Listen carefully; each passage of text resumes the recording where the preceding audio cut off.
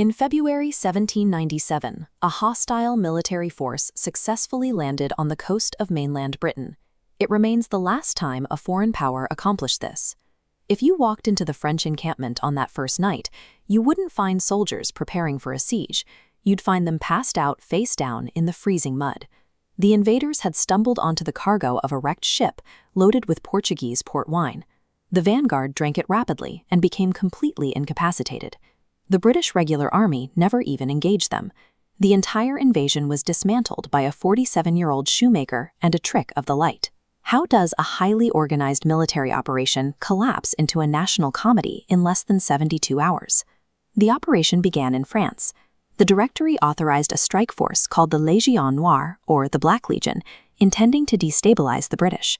To keep costs down, the 1,400 troops chosen for this critical mission were actually common convicts, pardoned and pulled directly from prisons.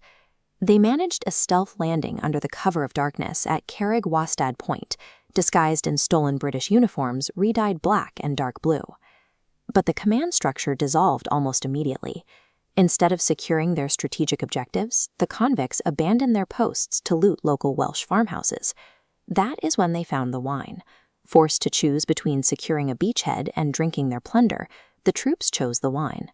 Grand military strategy cannot function when the logistical foundation relies on unmotivated and undisciplined personnel.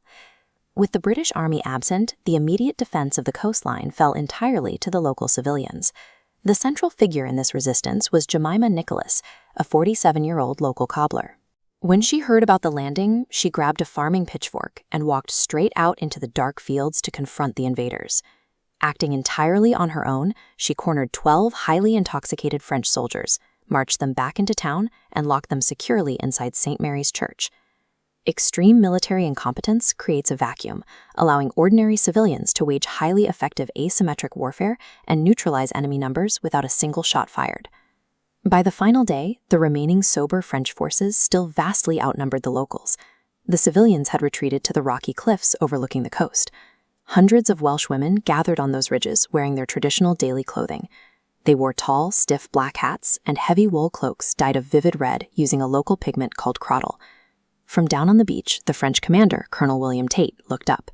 From a distance, the silhouette and bright red color of a Welsh woman's traditional dress perfectly matched the uniform of a British regular line infantryman. Believing he was suddenly surrounded by thousands of elite British regular troops, Colonel Tate's morale shattered. Tate marched to the local Royal Oak pub and signed an unconditional surrender. The invasion ended in under 3 days without a single major military engagement. The British seized the French warship that delivered the troops, absorbed it into the Royal Navy, and renamed it the HMS Fishguard. The local civilian cavalry, the Pembroke Yeomanry, received official battle honors for the engagement. They remain the only regiment in British history awarded for fighting on their own home soil. Nations survive invasions for many reasons. Sometimes it takes brilliant tactical maneuvers, and sometimes it takes a shipwreck of cheap wine, just a pitchfork, and local red fashion.